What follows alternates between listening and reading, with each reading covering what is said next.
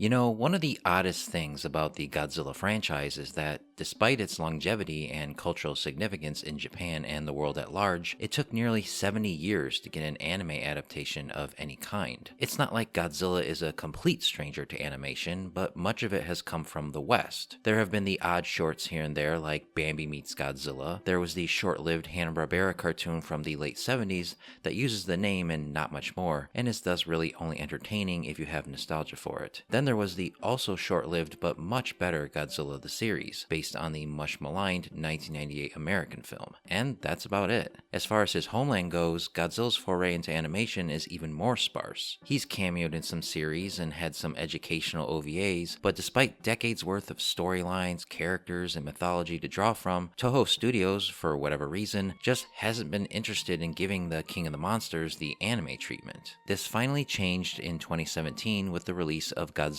Planet of the Monsters, the first in a trilogy of anime films set in the far future, where mankind has lost Earth to Godzilla and, after searching far and wide to find a replacement planet and failing, returns out of desperation to take it back, only to find that the planet and its ecosystem has evolved to suit Godzilla's presence. On paper, this is an incredibly intriguing concept, both for its originality and its potential. However, the films ended up being more interested in exploring grandiose scientific and philosophical concepts over delivering crowd-pleasing spectacle, focusing far more on dialogue and melodrama than action and adventure. Needless to say, those looking forward to seeing Godzilla finally translated to the more freeing medium of animation were deeply disappointed, a feeling made all the more potent by the semi-3D herky-jerky style of animation, which made it feel oddly cheap and all the more unsatisfying. Within the right mindset, these films can be enjoyed, but those looking for what you'd think a Godzilla anime should be will likely be left perplexed and bored. You blew it. Capiche? So Godzilla's first official anime wasn't exactly a home run, but very soon after it was announced that another Godzilla anime adaptation was in the works, and this time it would stream on Netflix and air on Japanese television as a 13-episode series. This gave fans more hope that the next attempt would deliver more of what we want to see in a Godzilla anime. Hope further intensified the more fans got to see leading up to its 2021 release. Character designs were colorful, distinct, and inspired, and the animation, from what we could see, was gorgeously rendered in traditional 2 dimensions by Studio Bones, with just a sprinkling of CGI to enhance it in key places. And most importantly, it was confirmed that a large roster of classic Godzilla monsters would feature prominently in the narrative, with their designs radically altered just enough to be inspired but still clearly in line with their original designs. Titled Godzilla Singular Point, all evidence pointed to this being a great balance between the old and the new, and thus was looking like the Godzilla anime fans have dreamed of seeing for decades. Yeah, that wasn't the case. Much like the anime trilogy, Godzilla Singular Point has more on its mind than giant monsters destroying cities and fighting each other. While it does contain these things, they are in service of a multi-layered plot featuring a large cast dealing with very heavy sci-fi concepts involving theoretical physics, time loops, and artificial intelligence, to name but a few. And Godzilla really isn't in it all that much. The best way I can sum it up is if Christopher Nolan made a Godzilla movie, which sounds awesome, I know, and in some ways it is, but in other ways it's just more of the frustration we got from the anime trilogy. In that, once again, we've got an anime that tries really hard to be different and deliberately doesn't give fans what they want to see. However, what I will say is that, unlike the anime trilogy, the results here are much more nuanced than that. Up front, I want to say that in my initial premise for this video, I leaned more towards the negative. Like many fans, my first viewing left me more underwhelmed and confused by the end more than anything, and that's because Singular Point has one of the densest plots I've experienced in any piece of media ever, which is both its greatest strength and its greatest weakness. I've watched it 3 more times since then, the 4th for this video, and with each viewing it grows on me more. I don't know if it's because I understand it more or because I've grown to accept it for what it is, but either way, I do like Singular Point, at least to a certain extent, but I still acknowledge a lot of the lost potential here. So in this video, we're going to dive deep into the complicated story of Godzilla Singular Point, exploring what works and what doesn't work, and how it fits within the overall Godzilla franchise. And we're going to do that by going episode by episode. I'm not going to spend too much time on each episode summarizing every little detail and plot point, because if I did, this video would be 5 hours long, but we'll cover the things that matter. So sit back, relax, and grab your very useful college degree, because you're gonna need it to understand what the f is going on in Godzilla Singular Point.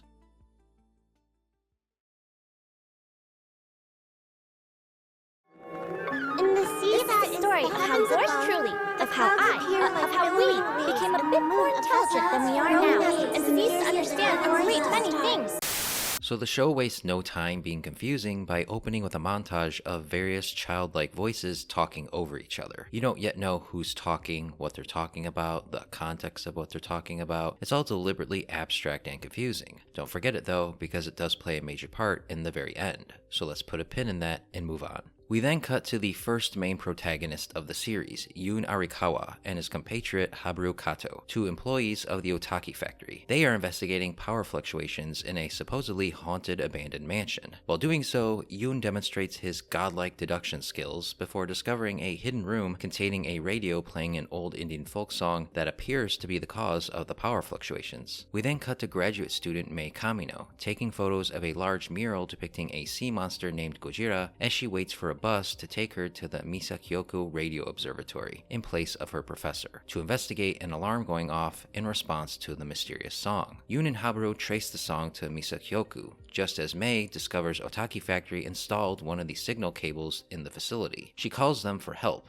leading to one of the many faceless interactions between Mei and Yoon. These opening moments do an effective job at establishing the dual structure of the show, which is divided pretty evenly between Yoon and Mei. This isn't to say that it never cuts to other members of the large cast, it does, but for the most part the story is rooted in their perspectives, each one surrounded by a cast of supporting characters based on their differing expertise that bring a differing flavor to their halves of the story. In general, Yoon and the Otaki Factory gang bring more of the action and adventure, while Mei's side of the story is more academically minded and dives deeper into the big brain ideas that make Singular Point the unwieldy beast of an anime that it is. Anyway, after a misunderstanding with the law, Yoon and Habaru are bailed out by their boss, Goro Otaki, who just might be the best character in Singular Point. He brings much needed goofiness and lighthearted fun in this very intellectually minded story. He is the inventor of Jet Jaguar, who is also one of the best things about Singular Point. It's become a bit of a meme within the Godzilla fandom that everyone loves Jet Jaguar, mostly because, up until this point, he had only made one major appearance in what's considered to be one of the worst Godzilla movies ever made. So it was really exciting to see such an obscure character reinvented in such a prominent role after decades of nothing. And as you'll see, Jet Jaguar is low-key kind of the hero of this story, but I'm getting ahead of myself. Meanwhile, Mei does a little investigating into Yoon and Otaki Factory, and while doing so installs Naratake, an AI personal assistant developed by Yoon and made freely available online. It takes over her PC, efficiently organizes all her data, and most importantly, reinvents itself as a chibi dog with a playful personality to up the cuteness factor of this anime.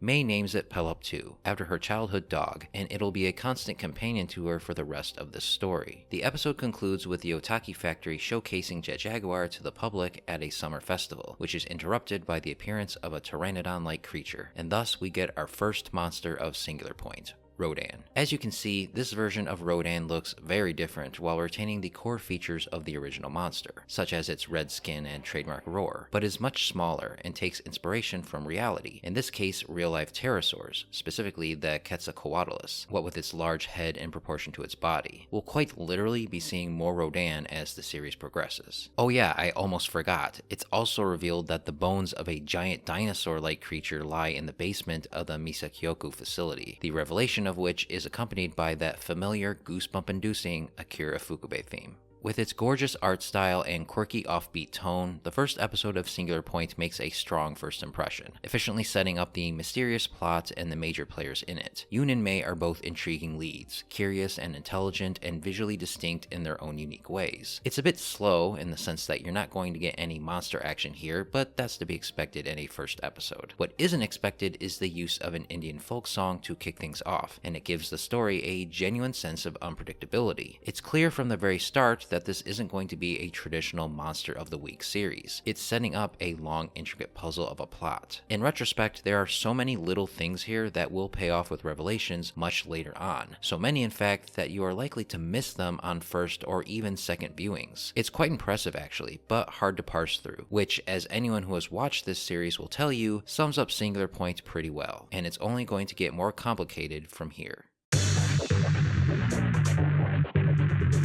The second episode begins with a bang, as Goro brings out Jet Jaguar to face Rodan, bringing us the first fight of the series. It's mostly played for laughs, as Goro doesn't really have a plan and is mostly fueled by pure passion, which is fun and appropriately makes Jet Jaguar the underdog. Eventually, Yoon takes over remotely and manages to get the upper hand, but as the Rodan retreats, it suddenly collapses to the ground, dead. The rest of the episode deals with the fallout of this event. The Rodan gets national attention, as does the Otaki factory for saving the day. Their priority is to repair Jet Jaguar as quickly as possible in case more show up, evident by the fact that more Rodan corpses are being discovered throughout Japan. One of my favorite aspects of this episode is seeing the public reaction to the Rodan, how they affect the scientific world, and how it gets commercialized by the public. It's a small thing. Mere seconds of the episode are dedicated to it, but I appreciate the attempt to show the effect on the larger world as quick as it is, as kaiju stories so rarely show how the appearance of these creatures affects the larger society. It helps ground this story into a tangible world, which helps keep it feeling realistic even as it unravels into a bizarre theoretical sci-fi concepts. Yoon, noticing that the first Rodan was drawn to radio waves, also works with Habaru to create an antenna to attract the Rodan so as to draw them away if needed. Meanwhile, Pelops 2 encourages Mei to upload a paper on her theories regarding transdimensional flying creatures online, which attracts the attention of Professor Lee Guing, a computational chemistry expert who works for a company called Shiva Consortium. Lee consequently invites Mei to meet her in Tokyo. Also, two employees of the Misakyoku facility, Shunya Sato and facility director Tsunetomo Yamamoto, dive deeper into the history of the bones in the basement, and in doing so come across information on Michiyuki Ashihara, Misakyoku's founder. Shunya contacts Yuki Kaneko, a bureaucrat for the Ministry of Foreign Affairs, who asks for him to submit a report on the skeleton. The episode ends with a fishing boat drifting into a massive patch of Red Sea, from which an even more massive flock of Rodan emerge. Episode 2 increases the intrigue while increasing the action, and so is an improvement on the first. If the first episode managed to maintain your interest, then this one moves things forward in a way that will confirm if you'll want to stick with this anime or not. The characters that we've been introduced to are being further defined as the plot briskly moves along, while new supporting characters are being introduced in rapid succession. It also benefits from being early in the series, so it hasn't become overwhelming with the theoretical stuff yet. There's a lot of promise here, and it ends on an ominous note, leaving you intrigued about where the series could be headed. Episode 2 also introduces us to the opening and ending OPs of Singular Point, and what can I say, they're both bangers. The opening highlights the human cast while giving us only fleeting images of monsters and mayhem within a collage of psychedelic colors and imagery, and is accompanied by a frenetic, frenzied pop song, all of which together perfectly encapsulates the frenetic, frenzied vibe of the series. The ending is even better, a much chiller bop that follows Mei as she goes about undergraduate life, encountering a cavalcade of Godzilla Easter eggs along the way. This is what truly makes this ending OP legendary. There are so many Easter eggs from every era of Godzilla, from Showa to Heisei to Millennium to even the legendary films and non-Godzilla kaiju films. It's essentially a 90-second animated tribute to the history of the franchise, and it shows that, for all the show's diversions and whatever you may think of them, there's little doubt that the people behind Singular Point love Godzilla, because some of these Easter eggs cut real deep. It's chef's kiss. In all my watches, I rarely skip it.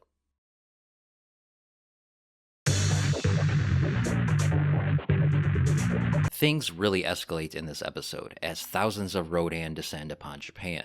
Yoon, Habaru, and Goro spring into action with their Rodan-attracting antenna, using it to draw a flock away from the city, until they crash, forcing them to hide with some civilians as the Rodan proceed to hunt them. With some clever thinking and the help of his personal AI Yoon comes up with a plan to distract the Rodan long enough to get back on the motorcycle and lead them further away. However, once again, the Rodan all suddenly and quickly collapse and die, their bodies giving off a red substance that is similar to the red sand found around the skeleton in the basement of Misakyoku. Amidst all this chaos, Mei takes control of one of Otaki Factory's robots via Pelops 2, which is used to intercept Yoon and the Rodan, leading to another faceless meeting between Yoon and Mei. He thanks her for helping him against the Rodan, and following this they become texting buddies, bouncing theories back and forth with each other despite not knowing who the other is. Mei arrives for a meeting with Dr. Lee, only to instead be greeted by a freelance journalist named Takehiro Kai in her stead. He hands her a sample of something called an archetype. He also informs her that she is invited to join Lee's research team in Dubai, India. Mei sends a video of the archetype sample to Yoon, who then sends her a string of numbers and letters and challenges her to solve it. The episode ends with a giant marine monster closing in on a submarine,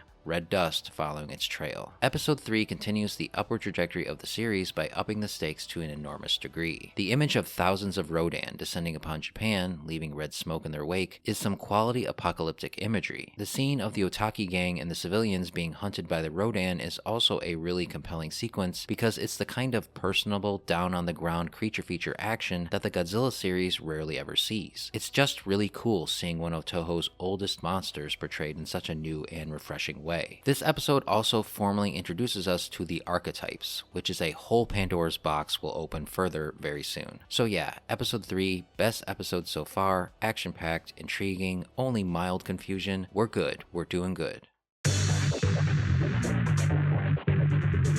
The episode opens with the same fishermen who encountered the Rodan swarm nearly having their boat capsized by a group of large aquatic serpentine-like creatures. Man, these guys just can't catch a break. Yoon and Habaru call Shunya at Misakyoku and question whether the facility is broadcasting the song, which he confirms, though he insists it is an accident. Later on, Yoon and Habaru meet Shunya in person outside a JSDF camp to further discuss. Yoon uses that deductive reasoning of his to trick Shunya into revealing the bones in the basement. Shunya leaves in shame, and Habaru notices that one of the Rodan carcasses is now missing, with evidence showing it was dragged further into the forest by something large. Meanwhile, Mei arrives in Dubai, during which she continues to try to solve Yoon's challenge. She attends a public lecture by Dr. Lee, where she explains and demonstrates the physics-breaking properties of archetypes, a molecule that up until this point had been merely hypothetical. Mei interrupts, demonstrating her natural intuition, further attracting Lee's attention, who asks Mei to deliver a report on her theory the following morning. Good thing she's got that AI to write it for. Later, Mei and Yoon have another texting session, in which they further discuss archetypes, and how the Shiva Consortium could have possibly discovered it despite it breaking all known laws of physics. Okay, now I think is a good time to talk about these texting sections of Singular Point. They are quite a doozy, especially on first viewing. The density of the topics being discussed, combined with the rapidity of the responses, make these moments very difficult to follow, which is all the more painful because important elements of the plot are being discussed in these scenes. So more likely than not, you will be missing out on information that is vital to having a clear understanding of what is happening as you attempt to keep up. Like, I remember having a vague understanding of what archetypes are during my first viewing, but never with any sense of certainty or clarity. The details of what they are were lost to me, and so whenever they were talked about, which is quite often, I felt,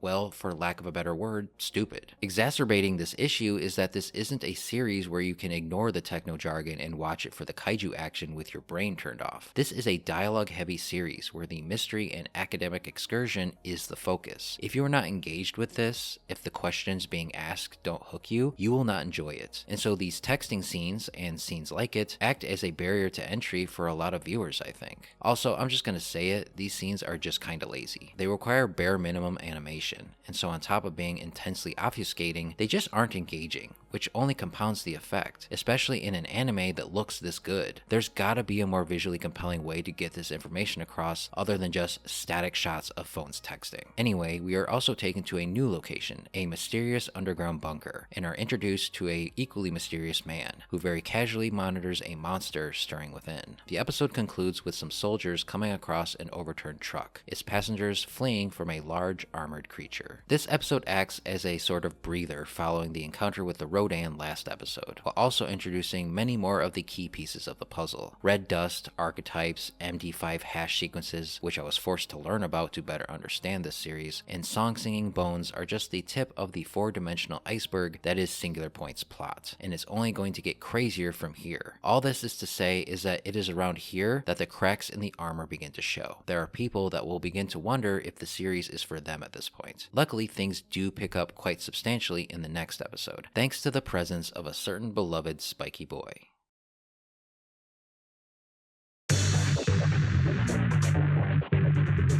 We once again pop into the world's unluckiest fishermen to see them being rescued, which is interrupted by the flailing tail of the giant sea serpent. The rescuers lose track of the fishermen. Yoon and Habaru continue to follow the tracks of the large creature and run into journalist Takehiro Kai, who's also on the case. When the three of them finally encounter it, they discover it to be an ankylosaur-like creature that can deflect bullets by vibrating its spikes. The monster, dubbed Anguirus, rampages through the countryside like a curious and confused puppy. A government-sanctioned, citizen-led hunt begins for Anguirus, an Otaki factory with a newly repaired Jet Jaguar fitted with a wheeled tripod for legs naturally joins. I'm gonna stop now to talk about Anguirus because if there's one thing everyone can agree on is that the Singular Point rendition of him is awesome. His design is perfection. Arguably the best the monster has ever looked. He's bulky and dangerous and oh so spiky, but still retains the sympathetic appearance that has always made him an underdog kaiju. Like most of the monsters in Singular Point, he's significantly smaller than previous incarnations, but that just makes him more endearing. And unlike the Rodan, you don't get any sense of targeted hostility here. He comes off more as a confused animal than a malicious monster, simply reacting to the stimulus around him. Anguirus is also given a brand spanking new ability. Yoon theorizes that he has some kind of precognitive ability or manipulation of causality, which is what is happening when his spikes are shimmering. So when it looks like he's deflecting the bullet, he's actually seeing into the future, avoiding the bullet, and ricocheting it back to his target. So Anguirus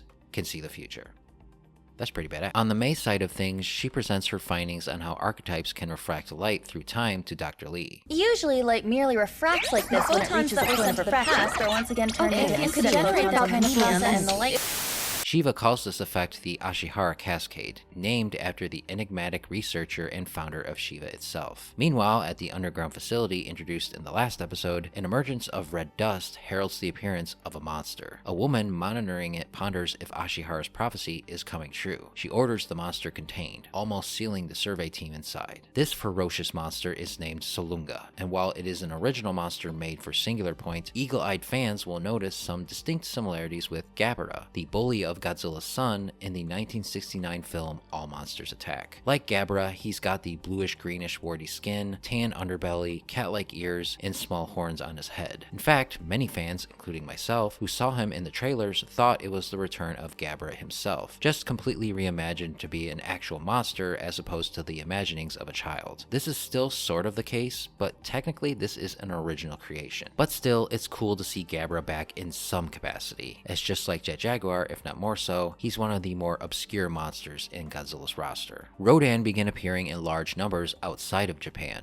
and the sea serpents are named Manda. During all this, Shunya Sato further investigates into Ashihara, learning that through corporate shenanigans, he essentially discovered archetypes and founded Shiva. He presents his findings to Yuki Kanoko, who then reports her findings to Michael Stevens, a politician who works with Shiva, with the hopes of aligning Japan's interest with their findings regarding archetypes. The episode ends with the hunter's failed skirmish with Anguirus, and the promise of a fight between him and Jet Jaguar. I don't know if you can tell with my attempts to summarize this, but there's a lot going on in this episode. Lots of talk of Ashihara and jellyfish and light refraction, and like everything, it's presented fast and furious. And while there is a decent amount of monster stuff going on with Solunga and Anguirus, the former is somewhat underwhelming due to the lack of clarity and context. What is this monster? Where are we? And who are these people? In retrospect, I know now, but I remember being confused with all this on my first viewing. I know the information is technically there, and that all of this is intentionally meant to be mysterious, but it comes off rushed and incoherent. Your sense of time and place begins to feel muddled here, which points to the overall problem with the series of dealing with complex ideas and plots in rapid succession. There's little time to breathe, little time to genuinely digest what is going on in this massive and ever-expanding web of revelations and subsequent questions, and it's a problem that only grows the longer the series goes on. Luckily, this is mitigated somewhat by everything that has to do with the Otaki factory and the hunt for Anguirus, which is engaging, fun, and adventurous. It is the anchor that grounds this episode from floating off into a theoretical hellscape, simple when everything around it is complex, and enough that it hooks you even when the other storylines start to overwhelm. This is also the episode where Manda is formally named, despite making appearances in the prior episode. I don't have too much to say about Manda. They play a pretty minimal role in the series, though I do like the redesign. Its part snake, part traditional Chinese dragon aesthetic is inspired, which is true to the idea behind the original. I like it, there's not much more to say. So yeah, this episode is kind of a mixed bag. There's good scenes, especially with Anguirus, but the plot really starts to get down and dirty into the high concept science fiction concepts, and is presented in a pretty dry way, and some new characters and locations are introduced quickly and without context, so it gets confusing. If you weren't vibing with the show and you somehow made it this far, this is probably going to be your breaking point. The episode opens with Rodan invading Manhattan. Shunya and Mr. Sato watch a slideshow detailing Ashihara's discovery of a rare species of jellyfish found in a red tide 80 years ago. Shunya notes that Ashihara would be over 100 years old by now, yet there's no record of his death. Meanwhile, the man and woman at the underground facility, named Bibi and Tilda Miller, discuss Salunga, realizing that they won't be able to contain him for very long. Bibi, however, is more concerned with the stable existence of red dust in phase alpha around the creature, which has never been possible before. Mei and Pello 2 search a library for Ashihara's past research, discovering sketches of what's called the orthogonal diagonalizer, along with the equation 6 equals 9. Nice. And the phrase fearful symmetry. Later, Yuki Kaneko, who saw Mei at Lee's presentation, drops in and helps her deduce that both are referring to the archetype's destructive ability to distort the symmetry of space-time. She rushes to present her finding to Dr. Lee, who asks her to accompany her to London. Later, Lee forwards Mei's report to Bibi, who we also discover has a daughter, Lena. Finally, we cut to the fight between Anguirus and Jaguar, and it's not much of a fight. Anguirus takes him down pretty quickly, and plays with him out of curiosity before turning his attention to some soldiers. Goro and Jaguar take advantage of the situation and fire a harpoon gun point blank into Anguirus' side, seemingly killing him. At the same time, the Navy is fighting the Manda, but then a much bigger red monster leaps out of the water and over the ships. It's quite stunning, actually. Accompanied by that oh-so-familiar Ifukube theme, this marks the first full appearance of Godzilla in his first form, and you might notice that this form looks less like Godzilla and more like a combination of a whale and another one of his old enemies, Titanosaurus, who appeared in Terror of Mechagodzilla in 1975. This is the first instance of this version of Godzilla incorporating other monster designs into his, and personally I think this is a really cool concept. While the idea of Godzilla evolving into different forms isn't new, creating hybrid designs by merging him with other lesser known Toho monsters is, and I think that's a really interesting way to quite literally blend the old with the new to create something unique and original. Surprise! Anguirus isn't dead, so Jaguar rolls into action to face him once again. Anguirus knocks his head off, severely damaging it and knocking Goro unconscious. With Jaguar now unable to see, Yun climbs on its back and helps it aim the harpoon directly into Anguirus' head, this time killing him for good. What the fuck? Okay, I'm gonna get a bit ahead of myself here because it's not confirmed that Anguirus is actually dead until the next episode, but seriously, the death of our boy here legitimately hurts because it feels like we were just getting into a rhythm with this monster, and thus there's a feeling of genuine loss because you know so much more could have been done with him. He's in it enough that you grow fond of him, and then he's brutally killed off, and it hurts even more because they give you hope that he'll revive, like he did the first time, only to show you in the following episode that no, he's very, very dead, because they make a weapon out of his horn. What is wrong with you? Talk about rubbing salt in the wound, my god. Anguirus can just never catch a break, can he? The treatment of Anguirus actually sums up Singular Point in a nutshell. Awesome initial idea and execution that isn't given enough time to truly feel compelling. Anyway, despite this tragic ending, this episode is actually pretty good. Along with a focus on Anguirus, Godzilla finally appears, albeit briefly, but the scene is effective at conveying his sheer size and power compared to any of the other monsters revealed so far. The Mei side of the story continues to be the one that makes my brain hurt, but it's offset by the pulling of the curtain back on some of these shadier characters, and we get to see the invasion of the kaiju reach a new crescendo. Finally, before we move on to episode 7, a moment of silence for our bestest boy, Anguirus. Oh, angel, fallen but not gone. Even broken wings can guide you home.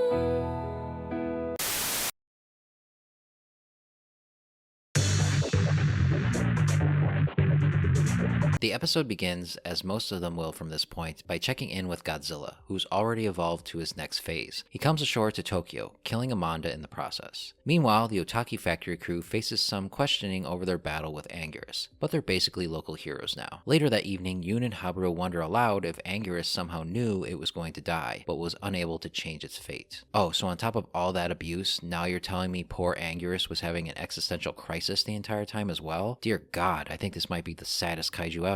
On their way to London, Mei has a revelation about archetypes. Maybe part of it exists in another dimension. Lee calls this the Singular Point. The eccentric scientist Bibi thinks Godzilla and the other monsters are actually making the red dust. Salunga, the caged kaiju in Shiva's basement, is about to break loose. Bibi wants to try and see if a device called the orthogonal diagonalizer can stop it. Chaos spreads. Europe's dealing with kaiju attacks too, and communication networks are failing. Rodan are adapting. May connects all this to the painting she saw at the festival, a prophetic image of a red tide and an apocalyptic monster called Godzilla. At Otaki Factory, Goro is crafting a weapon from Anguirus' horn for a jaguar. The AI Jung discovers a hidden time code in the Misikyoku song. July 6, 2030. Yoon realizes the song may have summoned the Rodan. Shunya returns to the skeleton beneath Misakyoku, where he finds red dust has flooded the place, along with cables connecting the bones to strange machinery. Suddenly, he is ambushed by journalist Takiro Kai with a taser. BB makes his move and drops the orthogonal diagonalizer on Salunga. It works, but only for a moment. The red dust crystallizes into spears that impale the monster, but it doesn't stay down. Yoon and May start messaging each other once again. May shares what she's learned about the orthogonal diagonalizer, and Yoon has an idea. Maybe Shiva's problem could be solved by a kind of super calculator, one that already knows the answer before you ask it. If such a thing exists, he tells May to run his latest idea through it, a protocol that could make Jaguar invincible. Okay, that seems kind of random. As Godzilla looms, the Otaki Factory upgrades Jet Jaguar with Jung. Now taller, tougher, and armed with the Spear of Anguirus, it emerges from the factory as Jet Jaguar Jung, ready to hunt the King of the Monsters. Well, it only took half the series, but episode 7 finally sees Godzilla make landfall and start destroying stuff, and I'd say the wait was worth it if it wasn't so fleeting. Make no mistake, there is and will continue to be some really effective and striking imagery here, as Godzilla's mere presence alters the environment around him. It feels genuinely apocalyptic, and the visuals and sound design of Godzilla himself adds to the overall experience. The problem, and it's one that will extend throughout the rest of the series, is that we are only given mere seconds to take in these moments. With so much going on, Godzilla's rampage is given secondary attention to everything else, and it does take the wind out of his sails, so to speak. But once again, I'm getting ahead of myself, so let's move on for now. Also, after only hearing about it in the last episode, we get to see the orthogonal diagonalizer in action. A device invented by the Shiva Consortium, this thing can manipulate archetypes into solid matter. At least I think that's what it does. And apparently it's based on an actual function in linear algebra that I'm not going to even attempt to understand. Look, math was always my weakest subject in school, okay? And you might notice it looks suspiciously like a certain other kaiju killing super weapon. Yep, the orthogonal diagonalizer is essentially the oxygen destroyer of Singular Point, the only means by which humanity has any hope of killing the monsters. They even contain the same initials and two-word structure. It's another way in which Singular Point honors elements of Godzilla's past by reimagining it in a strange new context, and it's where the series consistently shines the most. The highlight of the episode, as always, is Otaki Factory, as they consistently bring the action and ponder the most interesting questions. It's also cool in retrospect to see Jet Jaguar develop from infancy to an adult of sorts. And as much as I lament the death of Anguirus and the desecration of his corpse, fashioning a spear out of one of his horns is pretty metal, I must say.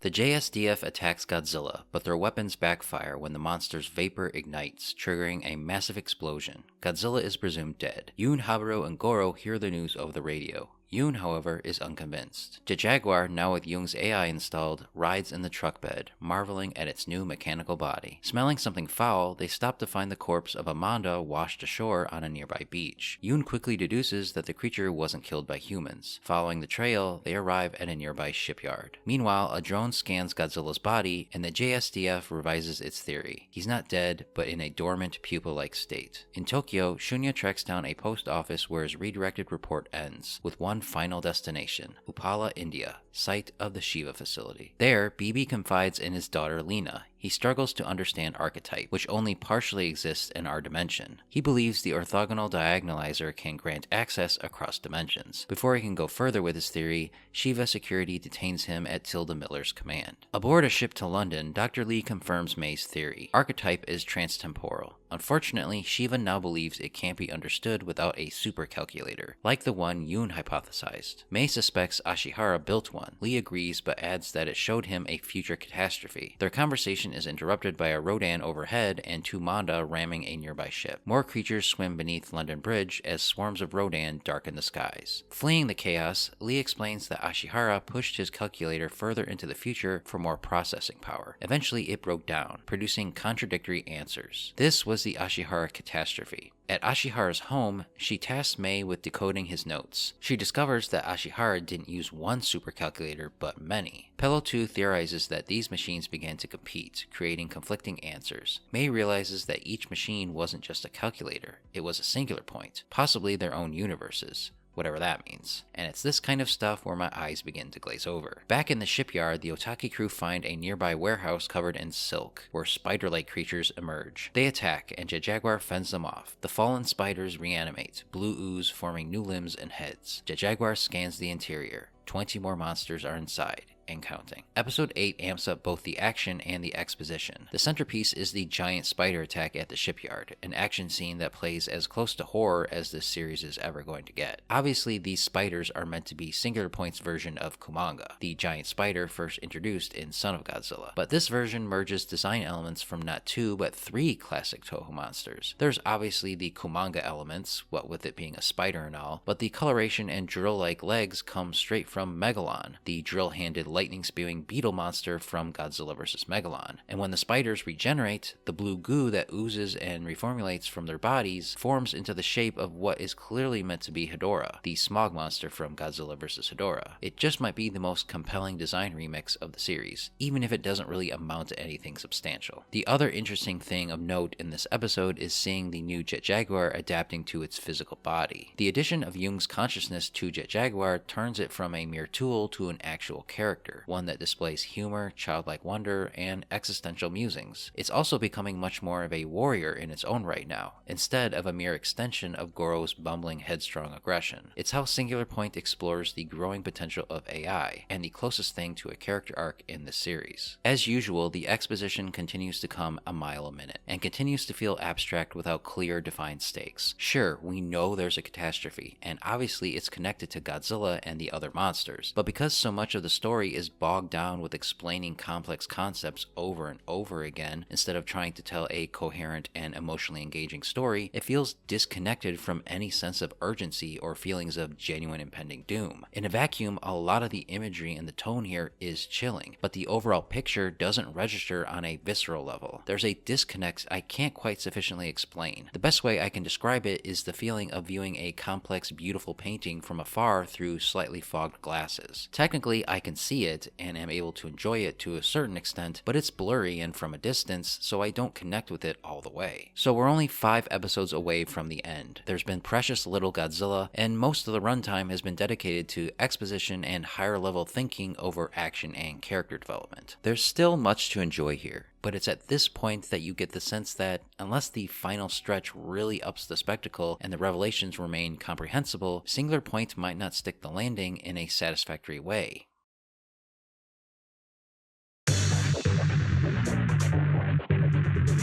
After another failed JSDF bombing run, Godzilla sheds his cocoon and emerges in a new form, and though bombs tear into him, he counterattacks with tentacles from his wounds. His injuries begin healing almost immediately. Meanwhile, Jet Jaguar continues fighting against waves of Kumanga, as Mei continues searching for the mysterious supercalculator. She warns that using the orthogonal diagonalizer now could trigger a catastrophic event. Police arrive to see the Kumanga sprout wings, and Habaru and Goro rush to rescue their missing coworker while Yoon operates Jet Jaguar. He wonders aloud if the real threat isn't the calculator, but the future itself, the uncontrolled growth of singular points. Mei and Pello 2 realize that every singular point is evolving toward a global catastrophe on August 24th, 2030. Shiva debates using the orthogonal diagonalizer to purge red dust rather than stopping the catastrophe directly. Salunga escapes his containment, and the Rodan force the London team to flee. As Mei prepares to leave, Lee reveals that Godzilla himself is a singular point. At the warehouse, Jet Jaguar battles on with fire and steel. An explosion throws Yoon to the ground as the building burns. Jet Jaguar, nearly out of power, activates an emergency protocol, drops its heavy gear, and fights its way out. It leaps onto the team's boat as they flee, before entering sleep mode. Back on land, Mei's group is attacked by Rodan, and in a very confusingly choreographed moment, Lee sacrifices herself in an attempt to save a child's cat, while Mei escapes. As Yoon receives Mei's latest research, the Otaki factory crew look toward Tokyo, where a titanic plume of red dust now looms. Yoon asks aloud if the catastrophe has already begun. Once again, the best stuff in this episode is Otaki Factory and their fight against the swarm of Kumanga. It's some of the best choreographed action in the series. It's violent and visceral, and the closest it gets to putting some of the characters in genuine danger. I just wish we got more of it. Godzilla also finally gets some substantial action as well, though most of it is a little too similar to an equivalent scene in Shin Godzilla for my taste, and as always, the moment is too short. I want to see more Godzilla, damn it! Also, once again, the Mei side of the story continues to throw complex theoretical concepts at the audience like darts. We've got singular points as multiversal entities, the futility of predicting the future with supercalculators, and a catastrophe with a capital C looming on the horizon, of which Godzilla is clearly the center. The idea that Godzilla himself is a singular point, this universe-altering entity, is an interesting idea, and makes this incarnation of the monster one of the most powerful. I sure do hope we get to see him in action. Oh yeah, a major character actually dies in this episode, but I'll talk about that in the next one. The JSDF watches as a massive Rodan flies toward Godzilla, only to be obliterated midair by a blue energy ring fired from his mouth. Wait a minute. Nice.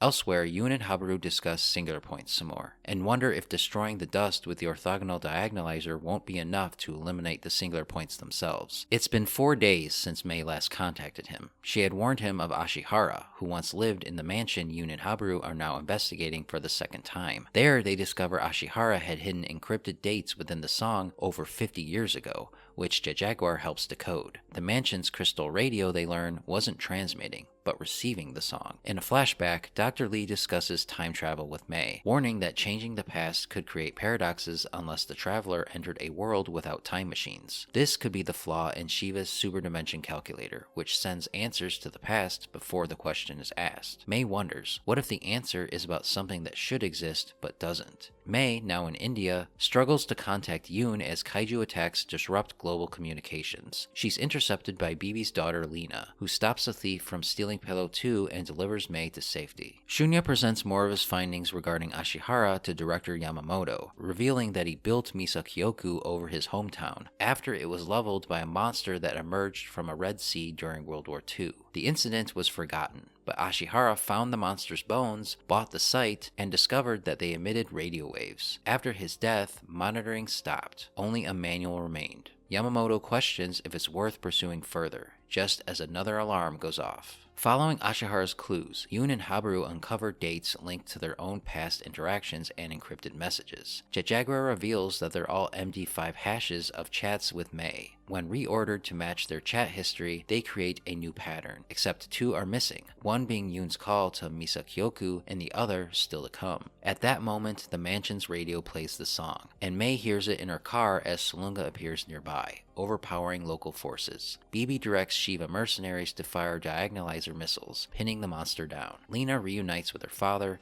and introduces him to Mei. In Tokyo, the JSDF launches its strike. Godzilla falls, only to rise again in his ultimate form, releasing a devastating blast of atomic breath that engulfs the city in fire. I suppose now is the time to finally talk about this version of Godzilla. From a design standpoint, I am pretty mixed. While I enjoy individual elements of it, it doesn't form into an aesthetically pleasing cohesive whole for me. It looks great from the sides, but from the front he looks a little derpy, which I know is similar to the Shin design, but where that one comes off as uncanny and creepy, this just looks a little goofy. Speaking of Shin Godzilla, it's very obvious that Singular Point's incarnation is heavily inspired by it. Just like in Shin, this Godzilla has multiple forms and is constantly evolving. Also, just like in Shin, it has pretty much no personality, an empty vessel that just walks forward and destroys everything in its path. And also just like Shin, he is given a boosted, awe-inspiring atomic breath, and some strange new abilities, in this case the ability to create tentacles out of his blood. That's pretty rad. I do like this version of the atomic breath. It has its own unique sense of power and heft to it that is quite visually dazzling. The problem is that we've only got 3 episodes left for this Godzilla to leave a lasting impression. Will it succeed?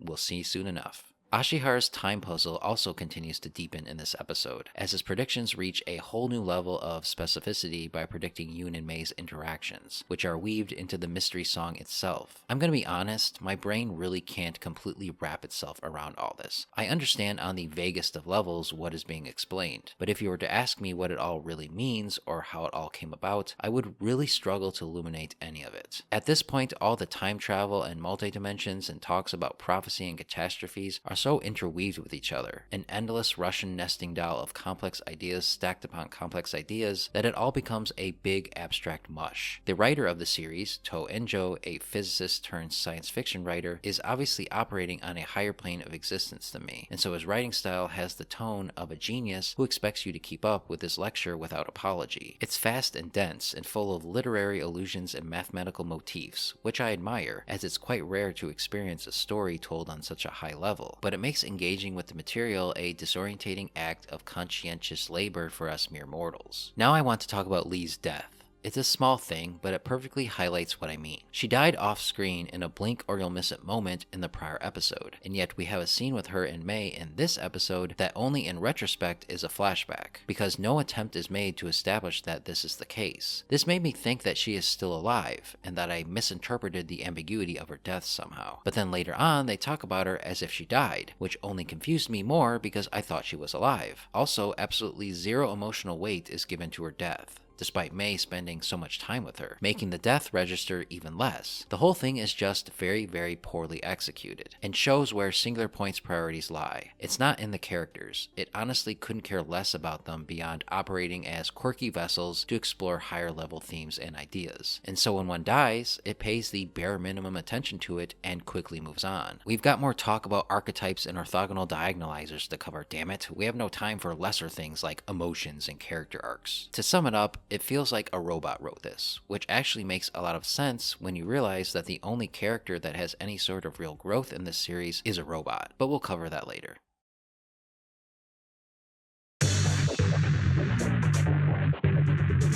Yoon and Habaru head to the Misakyoku Radio Observatory, only to find Takahiro and armed men seizing the skeletons stored there. They get caught in the process. Takahiro believes that the Singular Points is something that humanity must adapt to, not fight against. Yoon warns him that all Singular Points are interconnected, and that letting them grow will bring on the catastrophe. Meanwhile, Godzilla battles Amanda in Tokyo, brutally killing it with his atomic breath. At Shiva, Mei and Tilda argue over priorities. Mei wants to stop the catastrophe, but Tilda is laser focused on cracking the orthogonal diagonalizer code. Mei teams up with BB, his daughter Lena, and Pello too, but Shiva security comes after them once Tilda learns BB stole multiple diagonalizers. With Michael Stevens' help, they escape. Otaki Factory, along with Shunya, head to Tokyo to face Godzilla. They learn Takehiro's group shipped the monster bones off on a cargo ship, and Yuki Kaneko has flown to India to follow up on Mei's lead. While decoding a message from Ashihara, Yoon and Jet Jaguar come to a revelation. It was directing them to Tokyo, but couldn't be too specific without interfering with the future. Jet Jaguar, strangely emotional, reboots mid-message. In India, BB and crew make plans to sneak back into Shiva through the cave Salunga escaped from. There, they unexpectedly run into Takahiro again. He tests Mei resolve with a philosophical metaphor. If Aladdin's lamp is causing the catastrophe, what would she wish for? Her answer: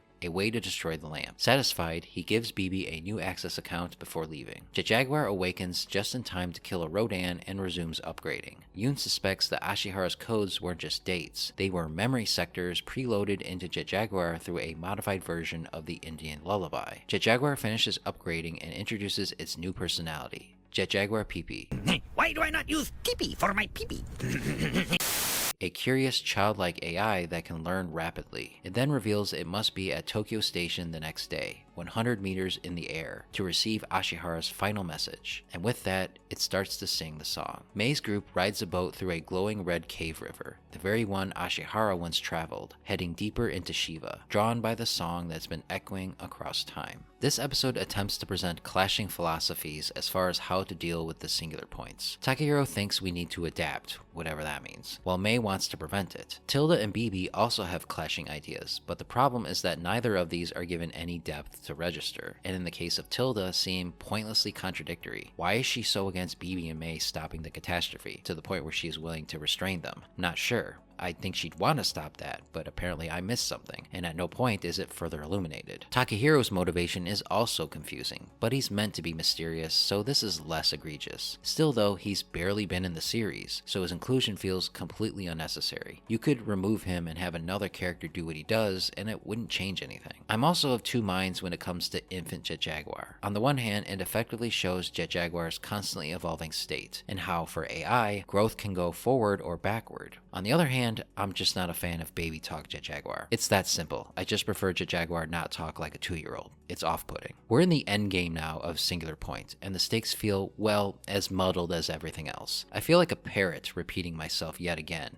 But while I have a general understanding of it all, it's not crystal clear as to why certain things are happening and what drives certain characters. There's a clear world-ending threat, but the characters are not acting anxious at all. Shouldn't they all be freaking out at the prospect of the end of the world? I'm not asking for them to collapse and break down in tears or anything. I want the characters to be competent, but a little urgency would help. It's as I said, it feels like a robot wrote this. All logic and no emotion. Will the last 2 episodes at least deliver a good old-fashioned Royal Rumble to end things on? Let's see. In India, May, Bibi, Lena, and Pillow 2 arrive at the Shiva facility. They pass the site of a long-past explosion caused by the initial use of the super dimension calculator. Bibi explains that it was abandoned for 20 years until Dr. Lee solved its flaw, leading to the discovery of archetype and the development of the orthogonal diagonalizer. Bibi theorizes that the explosion was actually a preview of the coming catastrophe, and reveals Ashihara disappeared afterward. As the Otaki factory crew unload their equipment, Jet Jaguar has a brief emotional encounter with a very familiar golden moth. Kaneko delivers a new orthogonal diagonalizer and shares May's request for Yoon's help. Yoon deduces that it can neutralize the red dust if they receive the correct code from May within 4 hours. Meanwhile, Bibi's group press on through Shiva, eventually reaching the super dimension calculator, and witness the increasingly warped space-time around it. Bibi reveals the plan: send the proper code to operators worldwide and destroy the red dust at its source. However, as Pello 2 calculates the code, it becomes clear the number of possible solutions is growing uncontrollably. The team realizes that the catastrophe is destabilizing the future itself, potentially arriving in just a few hours. As Salunga breaks free and begins advancing towards Shiva, May and Pello 2 discover Ashihara's old notes, revealing that he tried to stop the catastrophe. Just then, the calculator shuts off and begins playing the song, signaling a shift in events. Yoon analyzes the diagonalizer and confirms it will work if the code arrives. He rejects Matsubara's request to hold onto the device, emphasizing that waiting could risk everything. Matsubara reveals that Godzilla is now 100 meters tall and standing at Tokyo Station, the exact coordinates Jet Jaguar sent earlier. Yoon believes detonating the diagonalizer at Godzilla's location, where red dust is most concentrated, offers their best chance at success. With time running out, Otaki Factory sets out for Tokyo Station, ready for their final confrontation with Godzilla, as the red dust thickens and the catastrophe draws near. Okay, I have a bone to pick with this episode, because after having just rewatched it, I am reminded of why this series ultimately let me down. And it's because this episode, the penultimate episode, the second to last, the one that is building up to what we can only hope is an epic conclusion, doesn't have Godzilla in it. You know, the monster from which this series derives its name, he isn't in it at all. And by this point, because we're so close to the end, it becomes legitimately frustrating not seeing him. This was the case back when I first watched it, and it remains so now. Now, eventually you do plan to have Godzilla in your Godzilla anime, right? Hello? Hello?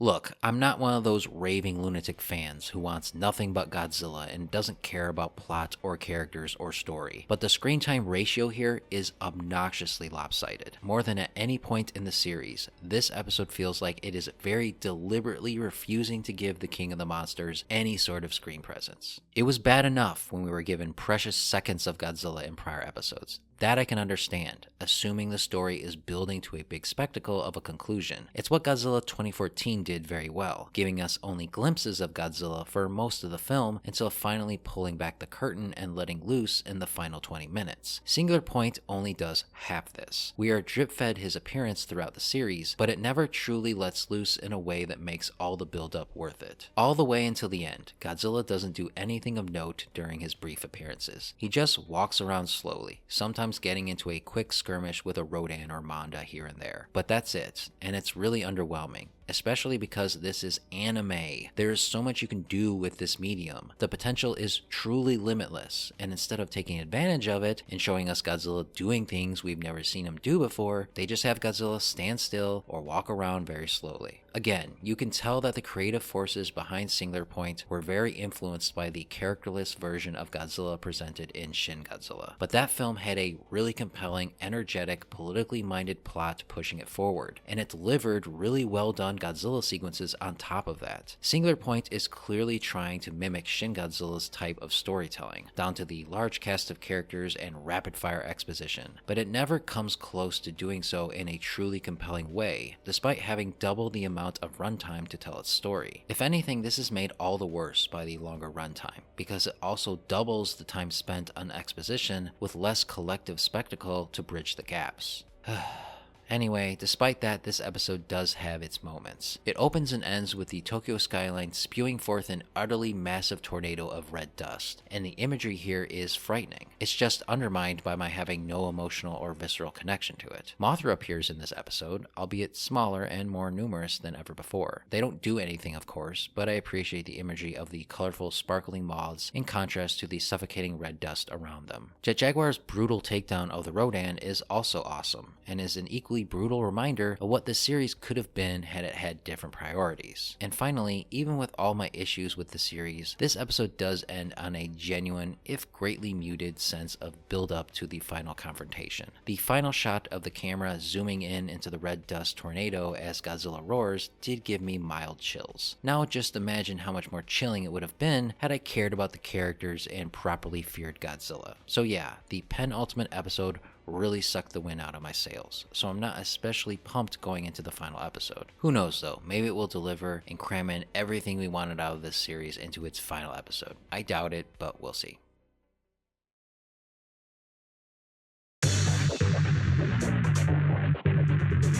The final episode opens with our longest look at that apocalyptic mural seen periodically throughout the series, as Jet Jaguar PP receives a cryptic message from an ancient voice claiming to be its ancestor. At Shiva, Palo 2 merges with past versions of itself created during the catastrophe and returns to help Mei, Bibi, and Lena. They uncover an unfinished task from 50 years ago, Ashihara's attempt to use Archetype to stop the catastrophe. Represented in virtual space by a small boat, this task contains the code for the orthogonal diagonalizer. Palo 2 re-enters the super dimension calculator to complete it. Meanwhile, Yoon, Goro, and the others race towards Tokyo Station, fending off waves of Rodan in the process. During the chaos, Goro sacrifices his truck to launch Jet Jaguar and Yoon into the sky. At Shiva, Tilda's mercenaries fire a diagonalizer at Salunga, but the monster redirects the red dust to neutralize it. The catastrophe is now just 20 minutes away. Palo 2 suggests completing the task by looping it through time, back to when it began. Before it can finish, Salunga breaches the facility and begins destroying the calculator. Jet Jaguar and Yoon are attacked mid-flight by more Rodan. Godzilla suddenly wipes out the flock with his atomic breath, causing Jet Jaguar to crash onto Godzilla's back. Godzilla's movement knocks the diagonalizer loose, but Yoon leaps to catch it, only to discover no code has arrived. Jet Jaguar saves him from falling, but the two are separated in the crash. As the catastrophe erupts, Palo 2 finds that the code doesn't exist, but the song begins to play once again. Mei realizes that the song itself is the message. As Salunga destroys the calculator, Palo 2 encounters Ashihara's image and sees Jet Jaguar's invincibility protocol activating. Jet Jaguar suddenly grows to 100 meters tall and shields Yoon from Godzilla's atomic breath. Revealing itself to be a descendant of Palo 2 and Jet Jaguar Yoon, it explains that it is the code, the one who must stop the catastrophe. As Godzilla blasts a hole through it, Jet Jaguar activates the orthogonal diagonalizer, crystallizing all red dust worldwide and vanishing Godzilla. Salunga is impaled as blue crystals erupt from the Singular Point. With the world saved, Yoon and Mei finally meet in person and share a smile. In a post-credits scene, Michael Steven and Takahiro Kai observe the construction of a mech made from the dinosaur skeleton, as a figure resembling Ashihara steps from the shadows, smiling ominously. The final episode is one of the best episodes, simply by virtue of being the most action-packed, and by having everything come full circle with Jet Jaguar. Remember the beginning, with the voices talking over each other? That was Pelotu and Jaguar, and the final line refers not just to them, but to Yoon and Mei, whose combined efforts saved the world, despite never meeting in person until the very end. It's an effective revelation, especially when accompanied by a beautiful and hopeful rendition of the mystery song that kicked this whole story off, called Alupu Upala, which is a palindrome, a reflection of the plot, which is also a palindrome in the sense that it ends where it begins. This perfectly demonstrates where the series' strengths lie, in structure, ideas, and themes. Still, as good as this episode is, it comes too little too late in a lot of aspects. We get more Godzilla here than in any episode prior, and his fight with Jaguar is fun, but like all the action in Singular Point, it's frustratingly short-lived. And for all the time spent building up to this reality-bending monstrosity, Godzilla is dispensed with suddenly and quickly, to the point where you have to wonder if he's actually dead. Maybe that's what they were going for, who knows. But regardless, when it's all said and done, I was left underwhelmed with this Godzilla's inclusion in the story. We don't see him much, he doesn't do much, and he leaves quicker than he arrived. To put it simply, those looking for some sweet Godzilla anime action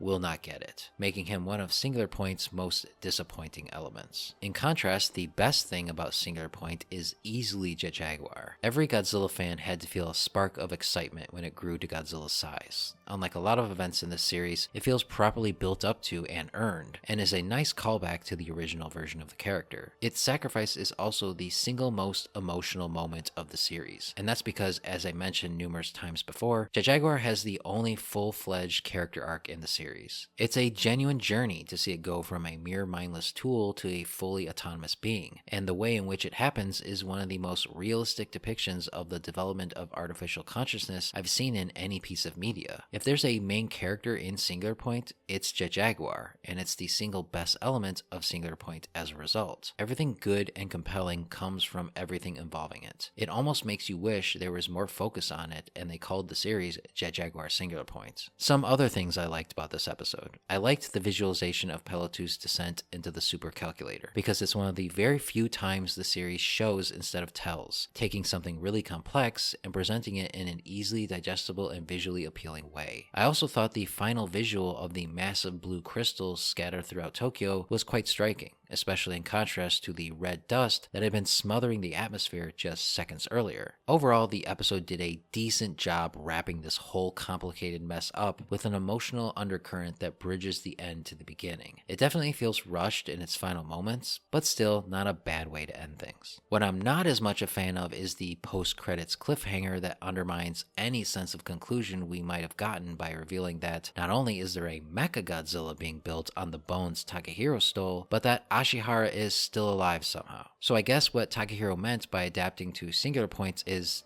to make a big mech? You know what, the amount of questions that this ending brings up are so numerous, I'm not even gonna bother. It's over. And that is Godzilla Singular Point. I know it will be hard to believe, but despite my summaries here, I still skimmed over a lot. There are characters and plot points and ideas that I simply didn't have time to go over. That's how dense Singular Point is. You can spend an hour going over the plot, and there's still tons of stuff unaccounted for. Having now gone over the plot, I want to turn my attention to the series in its entirety and the overall reaction and impact it had with the Godzilla fandom. From what I can gather, the average assessment of this series skews towards the negative, with most let down by the series, while a smaller contingent of fans loves it for the major swings it takes. I understand both points of view, and in case you couldn't tell, lean a little more towards the majority assessment. While I enjoy Singular Point, I do find the overall package to be underwhelming, and it's for a reason I've harped on over and over again in this video. The series never feels like it reaches its full potential. To put it more poetically, if animation is so limitless, why does this feel so limited? I touched upon this during my episode 12 rant, but the underwhelming nature of Godzilla Singular Point is made more potent by the feeling that, just as with the anime trilogy that preceded it, this series never takes full potential of its medium. The advantage of animation above other mediums is that, more than any other, it is unconstrained by the limitations of reality. Your imagination is the only constraint. Whatever you can think up can be manifested. And up until now, Godzilla has never been given the chance to let loose in this free medium. He has almost always been adapted within the real world, constrained by the limitations of things like suits and models and special effects and all the money that goes towards these things. There's a limit to what you can show within these constraints. With a Godzilla anime, these limitations do not exist, and so the appeal is to see the character and the world he inhabits express itself with total and utter freedom. What Godzilla can can do is only limited by what the animators can think of. So why is it that this Godzilla anime, the first of its kind, and thus weighed down by decades worth of expectations from fans, spends more time having static scenes of characters talking? Why, instead of seeing Godzilla go on a prolonged rampage against the military, or get into a major scrap with another monster that lasts more than 5 seconds, am I watching Mei and the others stare at an undulating supercomputer? Yeah, that's totally what I want to see in a Godzilla anime. Not Godzilla fighting monsters or destroying stuff. No, I'd rather watch scenes of characters texting or wandering around a library. To be clear, I don't mind seeing scenes like this, obviously, but they are so heavily focused on that they come at the expense of the spectacle, which is really the whole point of the kaiju genre when you really think about it. And I'm not saying Singular Point has no spectacle. It does. There are great moments of action involving Rodan, Anguirus, Kumanga, Godzilla, and especially Jaguar, who is the centerpiece in all these moments. But they are few and far between the mundanities that make up the large bulk of Singular Point. Again, not arguing for non-stop action, just a better balance, along with some more innovative animation to justify bringing Godzilla to this new medium. Of course, I don't expect giant monsters to be flying and jumping around like Dragon Ball characters, but I'd like to see some more experimentation within the context of giant monsters fighting. There's so much more you can do with animation that you can't in live action, and it feels like Singular Point never reaches even close to achieving true spectacle. What are we doing here if not to see Godzilla scrap in ways we've never seen before? I don't know, maybe my priorities are different. That being said, the overall art style and execution of Singular Point is immaculate. It has the look of hand-drawn 2D animation, which is a style I vastly prefer over the more modern style we see in most anime these days. 3D animation is only used for the monsters, which is perfect as it serves to highlight the otherworldly nature of them. They quite literally do not belong in our world, so it makes sense that they feel separate from it. If there's one area Singular Point excels at, it's the art style. It's perfection. There's nothing to complain about here. The soundtrack, composed by Kan Sawada, is also very good, exciting when it needs to be, while also pulling a lot of the dramatic legwork. The other big question I have, and it's how we're going to close out this very long video, is who exactly is this anime for? It can't be casual anime fans, as its plot is more concerned with exploring abstract big-brained ideas over telling an emotionally compelling action-packed story that viewers can connect with. I actually have a real-world example to illustrate this. My wife is a pretty avid anime watcher, and so I figured Singular Point might be a good way to further introduce her to the Godzilla franchise outside of the Hollywood films. We started the first episode and she fell asleep.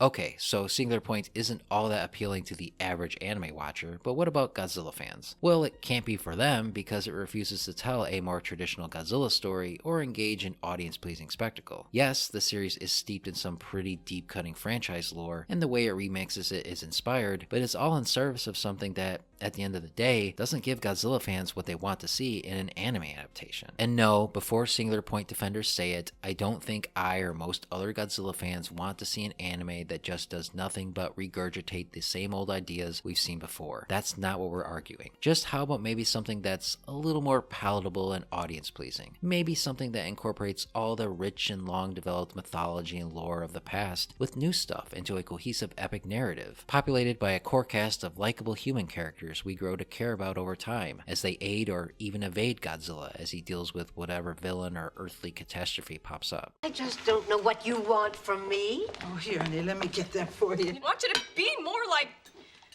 her.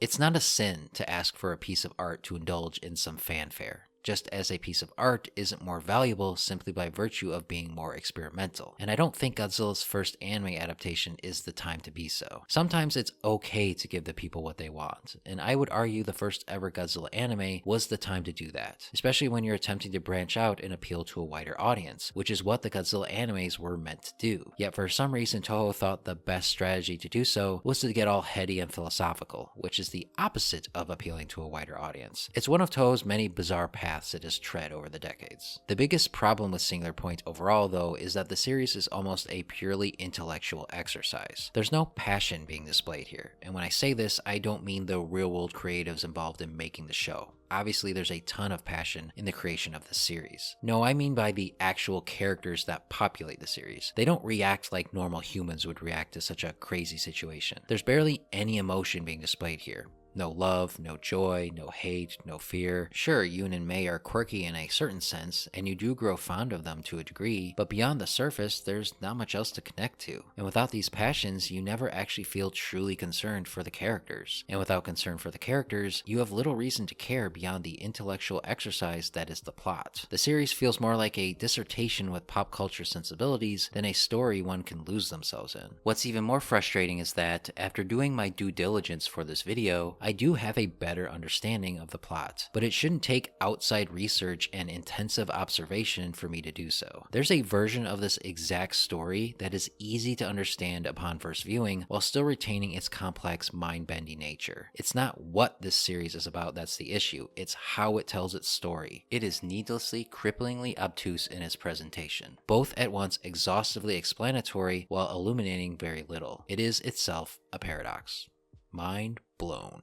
Let me be clear. You can enjoy Godzilla Singular Point. I enjoy Godzilla Singular Point, but that enjoyment is in a very specific context, an intellectual context. One's engagement comes from connecting the dots of the monstrously complicated plot, from doing your research outside of the show to better understand its underlying concepts, and then coming back to a better appreciation upon rewatches. And for some, this will be enough. But without an emotional core to ground it into something relatable, most people will find Singular Point a dry, confusing, and muddled experience, which is a shame. And I believe this is why there has been no announcement of a season 2 after 4 years. It ended with a setup for a second season. It's clear they wanted a second season, and yet we still don't have one, not even an announcement. And I believe that's because I don't think many people watched it, and many of those who did probably didn't finish it, which is also a shame because, like I mentioned before, I admire Godzilla Singular Point. I really do. It's so rare to experience a piece of art that demands so much from its audience, that insists on being so cerebral in its style, it risks alienating the majority. For all its faults, it's undoubtedly ambitious, and we should always champion ambition. The thing about ambition, though, is that it comes with risk. You're not guaranteed to wholly succeed at the thing you strive to do, and Godzilla Singular Point is an example of this, I think. It does a lot right, but it also falls short of its lofty ambitions in some major ways that keep it from being accessible to the majority of audiences. So while it may not be my cup of tea, I'm glad this anime exists. I think it's an interesting addition to the vast pantheon of Godzilla media. And I've watched it 4 times, so there's clearly something in here that keeps bringing me back. But there's a part of me that's still waiting for that great Godzilla anime I've dreamed of seeing since I was a kid. One that perfectly balances indulging in the desires of the hardcore fans while appealing to a broader audience, with colorful characters and spectacular action set within an ever-expanding mythology composed of epic story arcs that pull ideas and concepts from every era of Godzilla to create something anime fans and Godzilla fans both can enjoy. I don't know if we'll ever get that,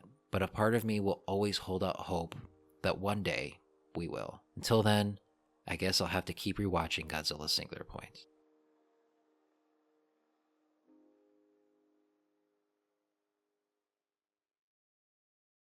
Thank you so much for watching. Super special thanks to Cole at Navalta GFX for designing the avatar used in this video. Link to his work can be found in the description. If you enjoyed this video, please let me know by liking it and leaving a comment with any thoughts you may have regarding Godzilla Singular Point. I would love to hear them. And if you haven't yet, subscribe to Up From the Depths for more in-depth content related to Godzilla and giant monsters. Thanks again, and as always, long live the king.